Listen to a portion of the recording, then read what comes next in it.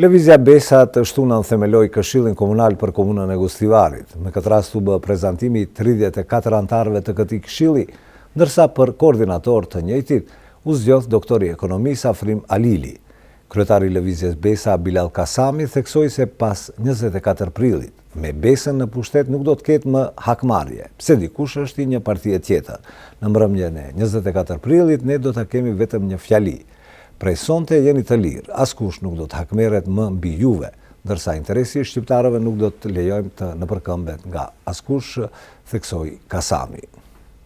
Lëvizja Besa themeloi Këshillin Komunal për Komunën e Gostivarit. Në këtë ngjarje, krahas simpatizantëve të kësaj partie, të pranishëm ishin edhe disa nga anëtarët e kryesisë qendrore të lëvizjes Besa.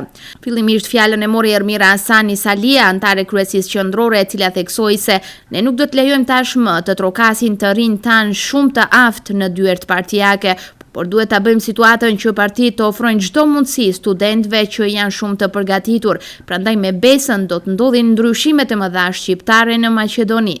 Ndërsa antari i trupit koordinues Afrim Gashi porositi që para se të japin votën, qytetarët të mendojnë mirë kush janë njerëzit që e kërkojnë besimin e tyre dhe a e meritojnë të njëjtin.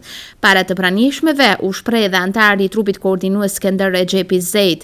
Ai tha se edhe krahas presionit që u është bërë qytetarëve, numri të pranishmeve në sallë ka dëshmuar se popullata po vetë djesohet dhe është e vendosur për ndryshime në skenën politike. Më pas u bë prezantimi i Këshillit Komunal të Komunës Gostivarit i përbër nga gjithsej 34 anëtar, i cili për koordinator zgjodhi doktorin e ekonomisë Afrim Alili. Ai deklaroi se për Gostivarin mund të flitet shumë dhe nga më shumë këndvështrime, mirë po një gjë është e rëndësishme.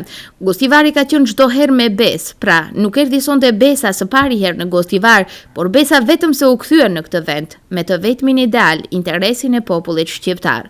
Të pranishmeve u drejtua dhe kryetari i lëvizjes Besa Bilal Kasami. Me këtë rast ai theksoi se pas 24 prillit me Besën në pushtet nuk do të ketë më hakmarrje, pse dikush është i një partie tjetër dhe pse dikush nuk merr pjesë në tubimin e Besës.